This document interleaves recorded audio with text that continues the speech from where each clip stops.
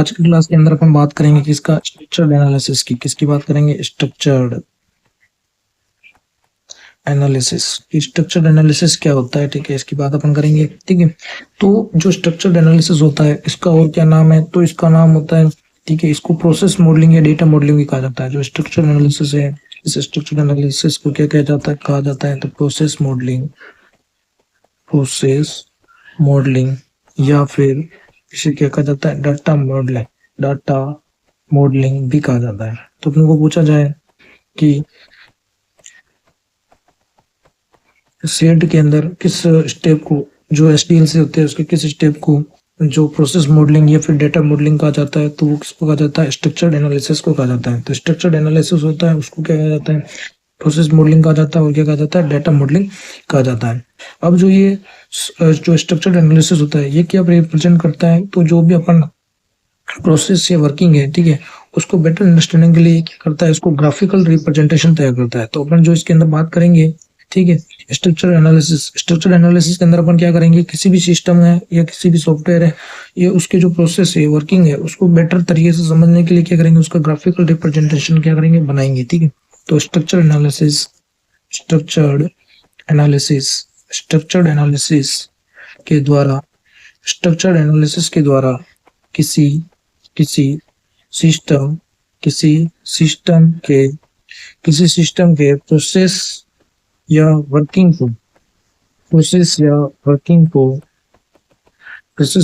को better understanding better understanding better understanding के लिए उसका ग्राफिकल रिप्रेजेंटेशन तैयार किया जाता है। क्या तैयार किया जाता है? ग्राफिकल रिप्रेजेंटेशन तैयार किया जाता है। तो अपन बात करें स्ट्रक्चर्ड एनालिसिस के अंदर क्या होता है? तो स्ट्रक्चर्ड एनालिसिस होता है, इसके अंदर उसको प्रोसेस मॉडलिंग या डाटा मॉडलिंग कहा जाता है। और इसके अंदर अपन क्या करते हैं? कोई भी जो सिस्टम या सॉफ्टवेयर है उसकी जो प्रोसेस या वर्किंग है, उस प्रोसेस या वर्किंग को अच्छे तरीके से समझने के लिए उसका क्या करते हैं? ग्राफिकल रिप्रेजेंटेशन तैयार करते हैं। क्या करते हैं? ग्राफिकल रिप्रेजेंटेशन को क्या करते हैं? तैयार करते हैं। अब इसके अंदर जो स्ट्रक्चर्ड एनालिसिस है, इसमें जो सिस्टम है या जो सॉफ्टवेयर, उस सॉफ्टवेयर का जो बिहेवियरल है, यानी कि उसका जो बिहेवियर है, उसको क्या करते हैं? एब्स्ट्रैक्ट वे में अंडरस्टैंड किया जाता है। एब्स्ट्रैक्ट वे में अंडरस्टैंड किया जाता है मतलब कि क्या है कि उसके पीछे जो होता है, ठीक है, जो भी सिस्टम है या उसके पीछे जो भी लॉजिक होता है, ठीक है, उस पर काम किया जाता है। ठीक है, उसको कैसे अंडरस्टैंड करते हैं, उस पर काम किया जाता है। तो स्ट्रक्चर्ड एनालिसिस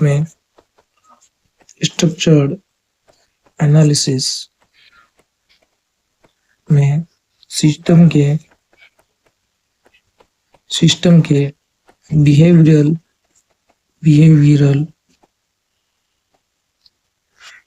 को एब्स्ट्रैक्ट वे में अंडरस्टैंड किया जाता है। क्या किया जाता है? अंडरस्टैंड किया जाता है। तो अपन बात कर रहे हैं कि स्ट्रक्चर जो एनालिसिस है, उस स्ट्रक्चर्ड एनालिसिस के अंदर जो इस स्ट्रक्चर्ड एनालिसिस में जो किसी सिस्टम है, उस सिस्टम की जो प्रोसेस से वर्किंग है उसको अपन बेटर अंडरस्टैंड कर ही रहे हैं। साथ में जो ये सिस्टम है, ठीक है, इस सिस्टम के जो बिहेवियर होता है, जो उसके पीछे जो कौन सा लॉजिक कैसे काम करता है, उसको अपन क्या करते हैं? उसको अंडरस्टैंड करते हैं। और किस तरीके से? एब्स्ट्रैक्ट वे में अंडरस्टैंड करते हैं। अब ये किस प्रकार का अप्रोच होता है? तो ये जो टॉप डाउन डीकम्पोजिशन अप्रोच पर काम लेते हैं। इसमें टॉप डाउन डीकम्पोजिशन अप्रोच काम में लेते हैं।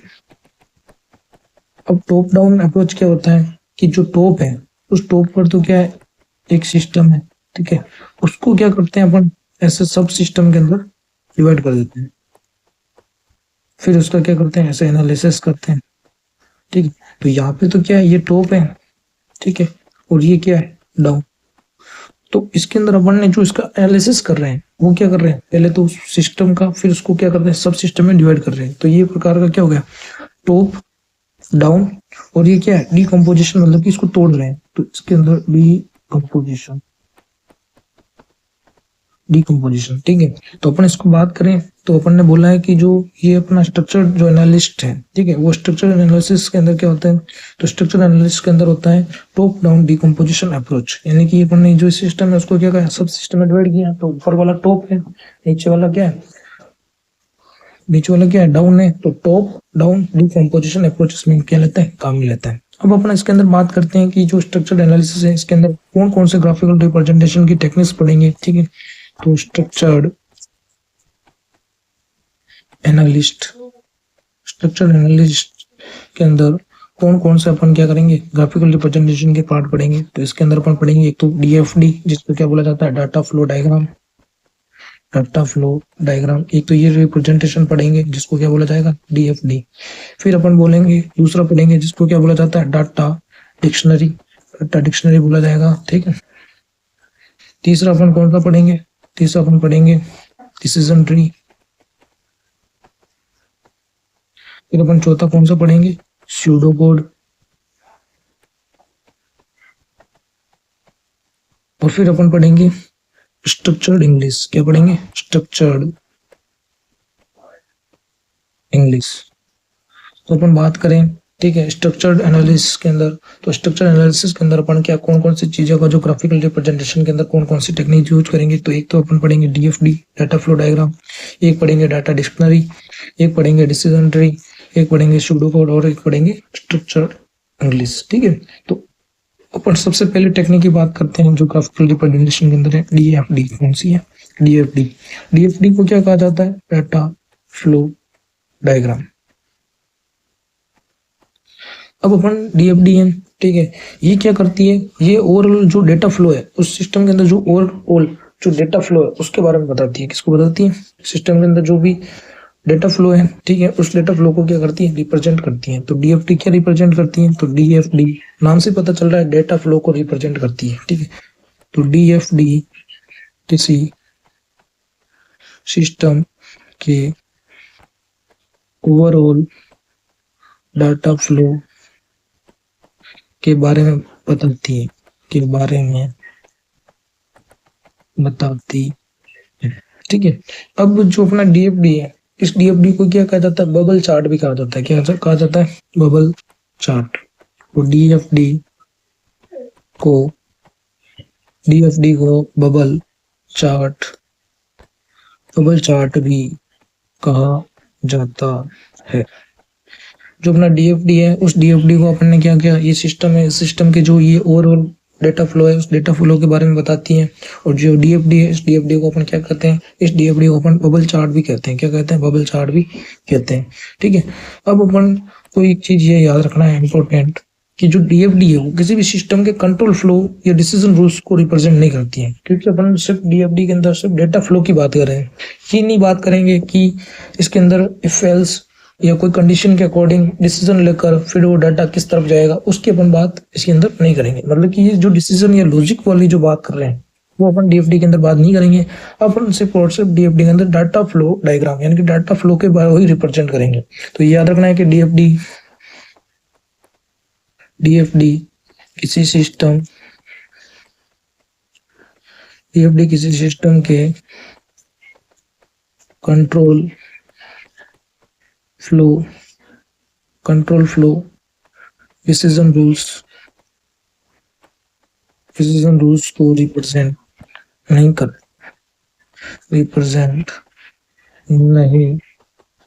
करती है।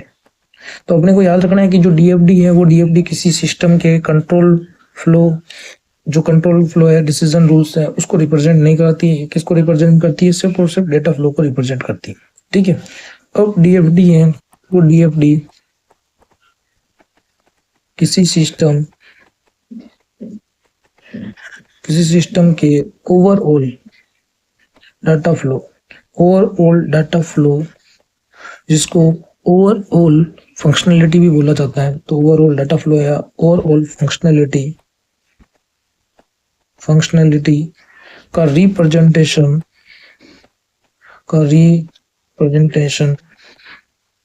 मतलब कि क्या है कि डीएफडी किसी सिस्टम का ओवरऑल डाटा फ्लो यानी कि ओवरऑल फंक्शनलिटी के रिप्रेजेंटेशन, मतलब कि इसके अंदर कौन कौन सा डाटा इनकमिंग है यानी कि कौन कौन सा डाटा आ रहा है कौन कौन सा डेटा आउटगोइंग है, मतलब कि डाटा जा रहा है, या फिर अपन इसको बोल सकते हैं इनबाउंड प्रोसेस और कौन सा आउटबाउंड प्रोसेस। कौन सा प्रोसेस, इनबाउंड प्रोसेस या आउटबाउंड प्रोसेस को क्या करती है, प्रोसेस को क्या करती है, दर्शाती है, प्रोसेस को दर्शाती है, रिप्रेजेंट करती है। तो अपने को पूछा जाए डीएफडी है उसके अंदर वो किसको रिप्रेजेंट करती है, तो डीएफडी सिस्टम के ओवरऑल डेटा फ्लो यानी ओवरऑल फंक्शनलिटी का रिप्रेजेंटेशन इनकमिंग आउटगोइंग, ठीक है, इनबाउंड या आउटबाउंड प्रोसेस के रूप में इसको क्या करती है, रिप्रेजेंट करती है। ठीक है, तो डीएफडी है, उस डीएफडी में क्या होना चाहिए, अगर कोई भी डीएफडी है उसमें मिनिमम क्या रिक्वायरमेंट है, तो डीएफडी बनाने के लिए कम से कम एक इनपुट, एक आउटपुट और एक प्रोसेस होना चाहिए। क्या होना चाहिए, डीएफडी, क्योंकि अपन ने बात की डीएफडी के अंदर क्या होता है, डाटा फ्लो होता है, तो डाटा फ्लो इनकमिंग आउटगोइंग और प्रोसेस से होता है। तो डीएफडी बनाने के लिए, डीएफडी बनाने के लिए कम से कम एक इनपुट, कम से कम एक इनपुट, एक आउटपुट और एक प्रोसेस होना चाहिए। क्या होना चाहिए, एक प्रोसेस होना चाहिए। तो डीएफडी है, उस डीएफडी को बनाने के लिए, डीएफडी है उस डीएफडी को बनाने के लिए, डीएफडी को बनाने के लिए कम से कम एक इनपुट, एक आउटपुट और एक क्या होना चाहिए, प्रोसेस होना चाहिए। ठीक है, अब अपन बात करते हैं डीएफडी कितने टाइप्स की होती है। क्या होती है, डीएफडी टाइप्स। तो डीएफडी है वो डीएफडी दो टाइप्स की होती है, एक तो होती है लॉजिकल डीएफडी, एक होती है फिजिकल डीएफडी। तो डीएफडी के कितने टाइप्स होते हैं, डीएफडी के दो टाइप्स हैं, एक तो है लॉजिकल डीएफडी, एक कौन सा है, फिजिकल डीएफडी। तो जो अपना लॉजिकल डीएफडी है वो किस पर फोकस करती है, वो करती है सिस्टम प्रोसेस, यानी कि जो डेटा है उस डेटा को कैसे प्रोसेस किया गया है, ठीक है, उस पर फोकस करती है। तो focus on process system, process system कि जो डेटा है उस डेटा को कैसे प्रोसेस किया गया उस पर फोकस करती है कौन, लॉजिकल डीएफडी। जो फिजिकल डीएफडी है वो किसको रिप्रेजेंट करती है कि किस प्रकार डेटा फ्लो को एक्चुअली सिस्टम के अंदर इंप्लीमेंट किया गया है, डेटा फ्लो है उसको एक्चुअली सिस्टम में किस प्रकार से इंप्लीमेंट किया गया है, यानी कि डेटा को कैसे स्टोर किया गया है, या डेटा को कैसे ट्रांसफर किया गया है, वो कौन रिप्रेजेंट करेगी, फिजिकल डीएफडी रिप्रेजेंट करेगी। कौन करेगी, फिजिकल डीएफडी। तो ये क्या बताती है, how data flow, how data flow are actually how data flow are actually implemented in system। ठीक है, और इसके अंदर अपन एग्जांपल की बात करें तो इसमें क्या आ जाएगा, डाटा को कैसे स्टोर किया गया है या फिर डेटा को कैसे ट्रांसमिशन किया गया। ठीक है, ये इसके अंदर है। तो अपन बात कर रहे थे कि डीएफडी है वो कितने टाइप्स की होती है, तो डीएफडी टू टाइप्स की होती है, एक तो होती है अपनी लॉजिकल डीएफडी, दूसरी होती है फिजिकल डीएफडी। जो लॉजिकल डीएफडी होती है वो क्या करती है, वो किस पर बेस्ड होती है, तो वो क्या करती है, सिस्टम का जो प्रोसेस डेटा है उस डेटा को जो प्रोसेसिंग करती है उस पर बेस्ड होती है। और जो फिजिकल डीएफडी होती है वो क्या बताती है, वो बताती है कि डेटा को किस प्रकार एक्चुअली इंप्लीमेंटेड किया गया है सिस्टम के अंदर, यानी कि किस प्रकार से डेटा को स्टोर किया गया, ट्रांसमिशन किया गया है। ठीक है, अब अपन बात करते हैं डीएफडी के अंदर कौन कौन से अपन सिंबल्स यूज करते हैं रिप्रेजेंट करने के लिए। ठीक है, तो डीएफडी सिंबल्स, कौन क्या, डीएफडी सिंबल्स कि डीएफडी के अंदर कौन कौन से सिंबल्स यूज किए जाते हैं। तो सबसे पहला तो है जिसको बोला जाता है एक्सटर्नल एंटिटी। क्या बोला जाता है, एक्सटर्नल एंटिटी। एक्सटर्नल एंटिटी को ही अपन ये भी बोल सकते हैं कि एक्टर, जो इसके अंदर क्या है, डेटा एक्ट कर रहे हैं, या फिर जो सोर्स डेटा है, ठीक है, उसको क्या बोला जाता है, एक्सटर्नल एंटिटी बोला जाता है। इसको जो रिप्रेजेंट किया जाता है वो किससे रिप्रेजेंट किया जाता है, रेक्टेंगुलर। ठीक है, तो रेक्टेंगुलर के द्वारा किसको रिप्रेजेंट किया जाता है, एक्सटर्नल एंटिटी को रिप्रेजेंट किया जाता है किसके अंदर, डीएफडी के अंदर। ठीक है, तो रेक्टेंगल शेप। तो अपन बात करें तो जो एक्सटर्नल एंटिटी है उस एक्सटर्नल एंटिटी को, ये जो सोर्स एंटिटी है उसको किससे रिप्रेजेंट किया जाता है, उसको रेक्टेंगुलर शेप से रिप्रेजेंट किया जाता है किसके अंदर, डीएफडी के अंदर। और अपन बात करें, ठीक है, अपन ने एक बात की थी एंटिटी रिलेशनशिप डायग्राम, जो बहुत पहले पढ़ा था, ठीक है, ईआर डायग्राम करके। तो यहाँ पे एक ऐसे लॉजिक आ सकता है, ई से मतलब हो गया क्या, एक्सटर्नल एंटिटी, और आर से क्या हो गया, रेक्टेंगुलर। ठीक है, तो एक्सटर्नल एंटिटी जो है वो डीएफडी के अंदर किससे रिप्रेजेंट की जाती है, रेक्टेंगुलर शेप से रिप्रेजेंट की जाती है। ठीक है, ये अपन याद रख लेंगे ER के फुल फॉर्म से। ठीक है, फिर अपन बात करते हैं जो प्रोसेस है उस प्रोसेस को कैसे रिप्रेजेंट किया जाता है। तो प्रोसेस को कैसे रिप्रेजेंट किया जाता है, सर्कल शेप से। किससे, प्रोसेस है उस प्रोसेस को किससे रिप्रेजेंट किया जाता है, सर्कल शेप से। तो इसको कैसे याद रखें, तो अपने को पता है और किसी के पास क्या होना चाहिए, PC होना चाहिए। PC मतलब प्रोसेस और सर्कल, मतलब कि P मतलब प्रोसेस, C मतलब सर्कल। ठीक है, तो प्रोसेस है, प्रोसेस को जो DFD के अंदर जो रिप्रेजेंट किया जाता है वो कैसे रिप्रेजेंट किया जाता है, सर्कल शेप से रिप्रेजेंट किया जाता है। किससे किया जाता है, सर्कल शेप से रिप्रेजेंट किया जाता है। ठीक है, अब अपन बात करते हैं DFD के अंदर जो डेटा फ्लो होता है। ठीक है, उस डेटा फ्लो को कैसे रिप्रेजेंट किया जाता है, तो जो डेटा फ्लो है उसको रिप्रेजेंट किया जाता है लाइन विथ एरो। एक तो ऐसे लाइन बनाएंगे और साथ में क्या बनाएंगे, तीर का निशान बना देंगे, यानी कि एरो। तो लाइन विथ एरो ये किसको रिप्रेजेंट करेगी, ये डेटा फ्लो को रिप्रेजेंट करेगी। किसके अंदर, DFD के। अब अपन बात करते हैं डेटा स्टोर, यानी कि जो डेटा स्टोर है DFD के अंदर। ठीक है, उस डेटा स्टोर का रिप्रेजेंटेशन कैसे किया जाता है, तो जो डेटा स्टोर है उसका रिप्रेजेंटेशन किया जाता है डबल हॉरिजॉन्टल लाइन के द्वारा। तो डेटा स्टोर को कैसे रिप्रेजेंट किया जाता है, एक लाइन बनाई हॉरिजॉन्टल, फिर दूसरी लाइन यानी कि एक और दो, डबल हॉरिजॉन्टल लाइन। तो डबल हॉरिजॉन्टल लाइन से कौन सा रिप्रेजेंट किया जाता है, डाटा स्टोर को। किसके अंदर, DFD के अंदर। DFD के अंदर जो डेटा स्टोर है उस डेटा स्टोर को डबल हॉरिजॉन्टल लाइन के द्वारा क्या किया जाता है, रिप्रेजेंट किया जाता है। किसके अंदर, DFD के अंदर। अब अपन बात करते हैं आउटपुट है, उस आउटपुट को DFD के अंदर कैसे रिप्रेजेंट किया जाता है। तो आउटपुट है उसको अपन क्या करते हैं, एक तो रेक्टेंगुलर शेप, लेकिन रेक्टेंगुलर शेप में क्या लगा देंगे, कट। क्या लगा देंगे, कट। तो rectangular with cut shape, rectangular rectangular rectangular with cut shape, उससे किसको रिप्रेजेंट किया जाता है, आउटपुट को रिप्रेजेंट किया जाता है। किसके अंदर, DFD के अंदर। तो DFD के अंदर जो आउटपुट है उस आउटपुट को कैसे रिप्रेजेंट किया जाता है, तो रेक्टेंगल विथ कट शेप। किस प्रोसेस के अंदर, रेक्टेंगल विथ कट शेप। इसके अंदर किसको रिप्रेजेंट किया जाता है, इसको रिप्रेजेंट किया जाता है आउटपुट को। तो अपन DFD के अंदर बात करें तो DFD के अंदर एक्सटर्नल एंटिटी को अपने रेक्टेंगुलर शेप से रिप्रेजेंट किया था, प्रोसेस को अपन ने सर्कल शेप से रिप्रेजेंट किया है, फ्लो को अपन ने लाइन विथ एरो से रिप्रेजेंट किया है, और डेटा स्टोर को अपन ने डबल हॉरिजॉन्टल लाइन से रिप्रेजेंट किया है, और आउटपुट है उसको किससे रिप्रेजेंट किया है, आउटपुट को अपन ने रेक्टेंगुलर विथ कट शेप से रिप्रेजेंट किया है। अब अपन बात करते हैं लेवल्स क्या क्या होते हैं DFD के। तो लेवल्स ऑफ DFD की क्या क्या लेवल्स होते हैं। ठीक है, तो इसके अंदर एक तो होता है DFD का लेवल 0, दूसरा होता है लेवल 1, फिर होता है लेवल 2 DFD का, फिर होता है लेवल 3। लेवल का मतलब क्या है कि एक तो एक बहुत सिंपल डायग्राम बना रहे हैं, ठीक है, DFD का ओवरव्यू टाइप का, तो लेवल 0 हो गया। फिर उसका थोड़ा सा डीप जा रहे हैं तो लेवल 1, फिर और उसके अंदर थोड़ा कॉम्प्लेक्स कर रहे हैं तो लेवल 2, फिर हाई कॉम्प्लेक्स हो जाएगा लेवल 3। इस तरीके से अपन देखें तो जो यहाँ पे लेवल 0 होता है उसको अपने को ऐसे याद रखना है कि इसको कॉन्टेक्स्ट डायग्राम भी बोला जाता है। तो कौन से लेवल ऑफ DFD को कॉन्टेक्स्ट डायग्राम बोला जाता है, तो वो है कौन सा, लेवल 0, कॉन्टेक्स्ट डायग्राम। और जो लेवल 0 होता है उसके अंदर जो डेटा है उस डेटा को फ्लो होता है वो विदाउट स्टोरेज, यानी कि उस डेटा को अपन स्टोर नहीं करते हैं, वो सिर्फ फ्लो होता है उसको डेटा। तो डेटा फ्लो विदाउट स्टोरेज, मतलब कि उसके अंदर डेटा को क्या स्टोरेज करने के लिए कोई भी एक्टिविटी या कोई भी रिसोर्स अपन उसके अंदर मेंशन नहीं करते हैं। किसके अंदर, लेवल 0 के अंदर।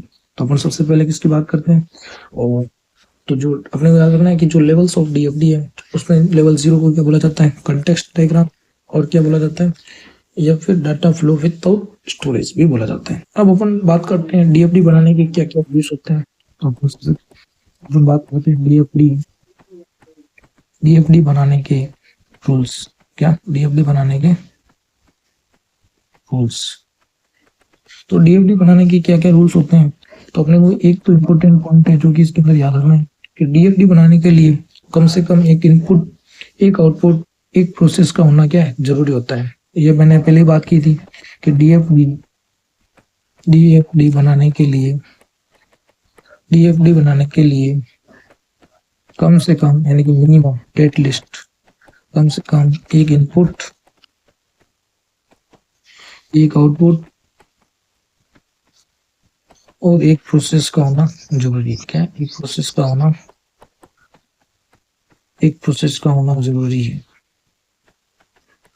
ठीक है, तो डीएफडी बनाने के लिए कम से कम एक इनपुट, एक आउटपुट और एक प्रोसेस क्या होना ही चाहिए उसके अंदर। ठीक है, उसके बाद में अपन बात करते हैं कि जो डेटा फ्लो है वो डेटा फ्लो किस प्रकार से होता है एंटिटी से प्रोसेस के अंदर। ठीक है, प्रोसेस से डेटा स्टोर के अंदर। ठीक है, तो सबसे पहले तो क्या आएगा, एंटिटी आएगी। ठीक है, तो एंटिटी को अपने किससे रिप्रेजेंट किया था, रेक्टेंगुलर शेप से।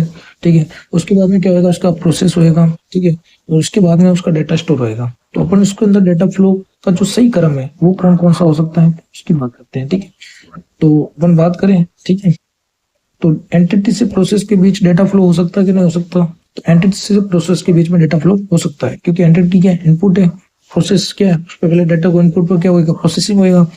एंटिटी से प्रोसेस के बीच डाटा फ्लो हो सकता है। क्या हो सकता है, डाटा फ्लो हो सकता है। तो अपने को पूछा जाए एंटिटी से प्रोसेस के बीच में डेटा फ्लो हो सकता है कि नहीं हो सकता, तो एंटिटी है, उस एंटिटी से प्रोसेस के बीच में क्या डेटा फ्लो हो सकता है। तो ये अपना जो एंटिटी जिसको अपने किससे रिप्रेजेंट किया है, रेक्टेंगुलर शेप से, और प्रोसेस जिसको अपने किससे रिप्रेजेंट किया है, सर्कल शेप से, और इसके बीच में क्या डेटा फ्लो हो सकता है। यानी कि डेटा इनपुट, डेटा है वो डेटा फॉरवर्ड भी जा सकता है और डेटा बैकवर्ड भी जा सकता है। ठीक है, तो अपने को याद रखना है ये क्या हो गया, रेक्टेंगुलर शेप, ये हो गया एंटिटी एंड ये इनपुट, और जो अपना ये हो गया क्या, प्रोसेस, जो कि क्या है, सर्कल शेप है। तो एंटिटी रेक्टेंगुलर और प्रोसेस है सर्कल, और इसके बीच में क्या है, डेटा फ्लो हो सकता है। ठीक है, उसके बाद अपन बात करते हैं क्या प्रोसेस से प्रोसेस के बीच में डेटा फ्लो हो सकता है। हाँ, क्योंकि अगर इसके आगे और ये प्रोसेस 1 हो गया, मान लो अगर आप एक और प्रोसेस ऐड कर दें, जो प्रोसेस 2, तो जो डेटा फ्लो है वो प्रोसेस 1 से होकर फिर किसमें जाएगा, प्रोसेस 2 के अंदर जाएगा। तो अपन कह सकते हैं कि प्रोसेस से प्रोसेस के बीच में क्या डेटा फ्लो हो सकता है। दूसरा पॉइंट हो गया प्रोसेस से प्रोसेस के बीच, प्रोसेस से प्रोसेस के बीच, प्रोसेस से प्रोसेस के बीच डेटा फ्लो हो सकता है, डेटा फ्लो हो सकता है। ठीक है, प्रोसेस एक प्रोसेस यानी सर्कल से, और दूसरा प्रोसेस यानी कि फिर एक सर्कल से, और इन दोनों के बीच में क्या डेटा फ्लो हो सकता है। तो प्रोसेस से प्रोसेस के बीच में भी क्या है, डेटा फ्लो हो सकता है। अब आप बताओ कि जो प्रोसेस होने के बाद में उस डेटा को क्या किया जाएगा, स्टोर किया जाएगा। स्टोर किया जाएगा, तो वो बताओ कि प्रोसेस से डाटा स्टोर में डाटा फ्लो हो सकता है कि नहीं हो सकता, तो हो सकता है। तो अपन बात करें प्रोसेस से डेटा स्टोर, प्रोसेस से डेटा स्टोर के बीच डाटा फ्लो हो सकता है। क्या है, हो सकता है। ठीक है, तो अपन सबसे पहले क्या बनाएंगे, प्रोसेस को किससे बनाएंगे, सर्कल से, फिर प्रोसेस यानी कि सर्कल, फिर अपन बनाएंगे क्या, डबल लाइन हॉरिजॉन्टल। तो डबल हॉरिजॉन्टल लाइन बनाएंगे यानी कि किसके लिए, डेटा स्टोर के लिए। किसके लिए, डेटा स्टोर के लिए। और इनके बीच में क्या हो सकता है, डेटा फ्लो हो सकता है। तो फॉरवर्ड और बैकवर्ड। तो प्रोसेस से डेटा स्टोर के बीच डेटा फ्लो हो सकता है। तो प्रोसेस मतलब कि सर्कल, और डेटा स्टोर मतलब कि डबल हॉरिजॉन्टल लाइन, इसके बीच में क्या डेटा फ्लो हो सकता है। तो अपन बात किया है कि किन किन के बीच डेटा फ्लो हो सकता है। तो अपन ने बोला है कि एंटिटी से प्रोसेस के बीच डेटा फ्लो हो सकता है। ठीक है, प्रोसेस से प्रोसेस के बीच में डेटा फ्लो हो सकता है। और किसी की बात की थी अपने, प्रोसेस से डेटा स्टोर के बीच में डेटा फ्लो हो सकता है। अब अपने को पूछते जाए कि कौन कौन सी कंडीशन के अंदर डेटा का फ्लो नहीं हो सकता, तो अपन वो कंडीशंस लिखेंगे कि डेटा का फ्लो किसके बीच नहीं हो सकता है। तो डेटा फ्लो किसके बीच में नहीं हो सकता है उसकी अपन बात करेंगे। ठीक है, तो उसके अंदर बात करें सबसे पहले पॉइंट की। ठीक है, तो डेटा का फ्लो है वो किन के बीच नहीं हो सकता। तो सबसे पहले बात करें तो जो एंटिटी है और एंटिटी, तो एक एंटिटी इनपुट और दूसरी इनपुट एंटिटी के बीच में डेटा का फ्लो नहीं हो सकता। एक एंटिटी से दूसरी एंटिटी के बीच, क्योंकि दोनों का डेटा क्या सेपरेट है, एक एंटिटी का डेटा अलग है, दूसरी एंटिटी का अलग है, तो वो आपस में डेटा को क्या कर सकते हैं, फ्लो नहीं कर सकते। मतलब कि एक एंटिटी है तो जो कि सेपरेट एंटिटी है, दूसरी जो एंटिटी है वो भी क्या है, सेपरेट एंटिटी है। इसका डेटा अलग है, उसका डेटा अलग है, तो इनके बीच में डेटा का वो क्या ऑपरेटर फ्लो नहीं करा सकते, यानी जो डिफरेंट एंटिटी है वो अपना डेटा इस दूसरी एंटिटी को नहीं दे सकती, दूसरी एंटिटी अपना डेटा इस फर्स्ट एंटिटी को नहीं दे सकती। एंटिटी से एंटिटी के बीच डेटा का फ्लो नहीं हो सकता है, तो डेटा का फ्लो एंटिटी के और एंटिटी के बीच में नहीं हो सकता है, एंटिटी से एंटिटी के बीच में डेटा का फ्लो नहीं हो सकता है। तो अपन ऐसे बात करें तो ये अपने बनाई एक एंटिटी जिसको अपने किससे बनाया, रेक्टेंगुलर शेप से, ये दूसरी बनाई एंटिटी जिसको अपने किससे बनाया, रेक्टेंगुलर शेप से, और उसके बीच में डेटा का फ्लो नहीं हो सकता है। ठीक है, तो याद रखना है कि एंटिटी से एंटिटी के बीच में डेटा फ्लो नहीं हो सकता, तो एंटिटी से डायरेक्टली एक्सटर्नल एंटिटी के बीच में डेटा का फ्लो संभव नहीं है। ठीक है, अब हम दूसरी बात करें, ठीक है, तो एंटिटी से डायरेक्ट अपन डेटा स्टोर में डेटा फ्लो कर सकते हैं कि नहीं, क्योंकि एंटिटी से अपने को पहले प्रोसेस में गुजरना पड़ेगा, फिर प्रोसेस से डेटा स्टोर में जाएंगे, प्रोसेस बीच में रहेगा, तो अपन डायरेक्ट एक्सटर्नल एंटिटी से डेटा स्टोर के बीच में डायरेक्टली डेटा का फ्लो नहीं कर सकते। तो एक्सटर्नल एंटिटी से डाटा स्टोर के बीच डायरेक्टली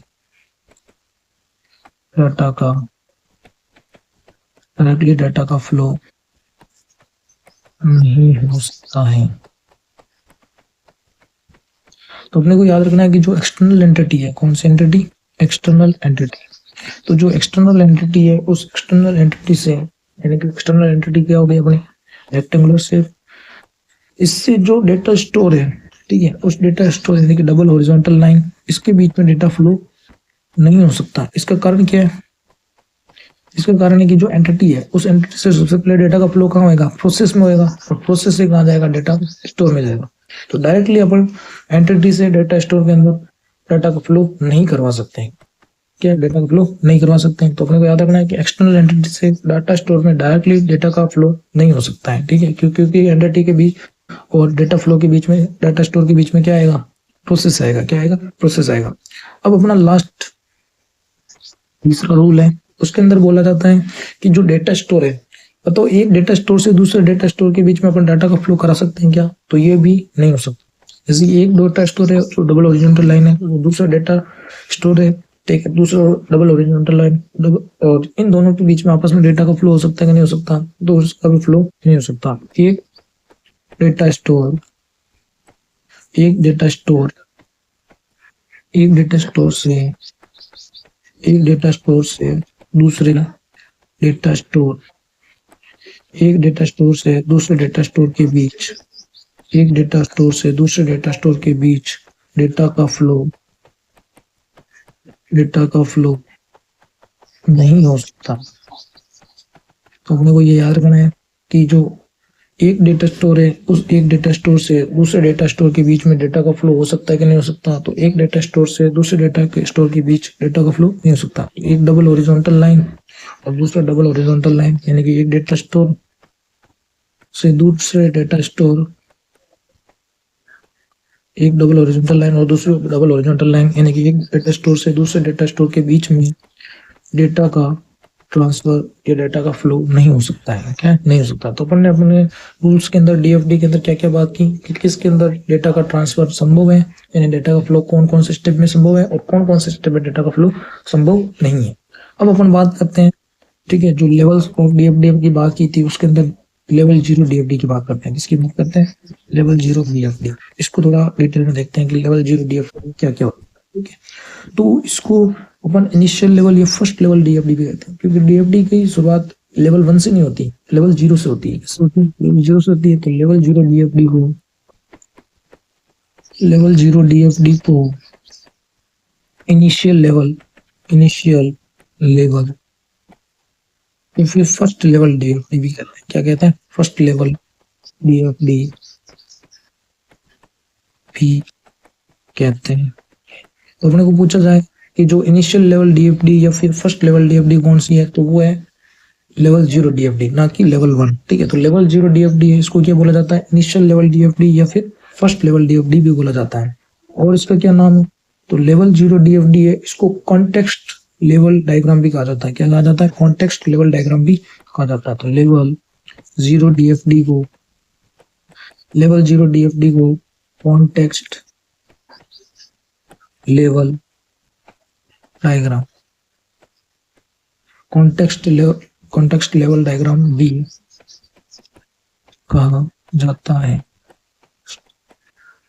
और अपने को पूछा जाए कि लेवल 0 डीएफडी के अंदर कितने प्रोसेस होते हैं, तो लेवल 0 डीएफडी के अंदर एक ही प्रोसेस होता है। कितना होता है? एक ही प्रोसेस होता है। तो लेवल 0 डीएफडी एक ही प्रोसेस होता है। कितना प्रोसेस होता है? एक ही प्रोसेस होता है। तो लेवल 0 डीएफडी के अंदर याद रखना है कि जो अपना इनपुट और आउटपुट के बाद में जो प्रोसेस होएगा वो प्रोसेस कितना होगा? एक ही होएगा, सिंगल प्रोसेस होएगा। कितना होएगा? सिंगल प्रोसेस, एक ही प्रोसेस होता है। तो अपने को याद रखना है कि लेवल 0 डीएफडी को initial level DFD, first level DFD या कॉन्टेक्स्ट लेवल डायग्राम, या फिर इसके अंदर जो प्रोसेस होता है वो कितना होता है? एक ही प्रोसेस होता है। क्या होता है? एक ही प्रोसेस होता है। अब इस एक ही प्रोसेस की सहायता से सिस्टम की जो मेन फंक्शनलिटी है उसको क्या किया जाता है? डिफाइन किया जाता है। तो लेवल 0 डीएफडी को लेवल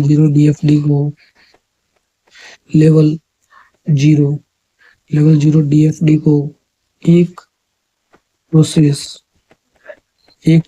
की सहायता से सिस्टम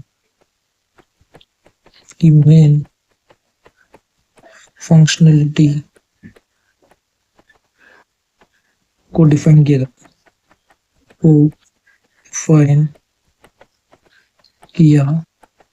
जाता है।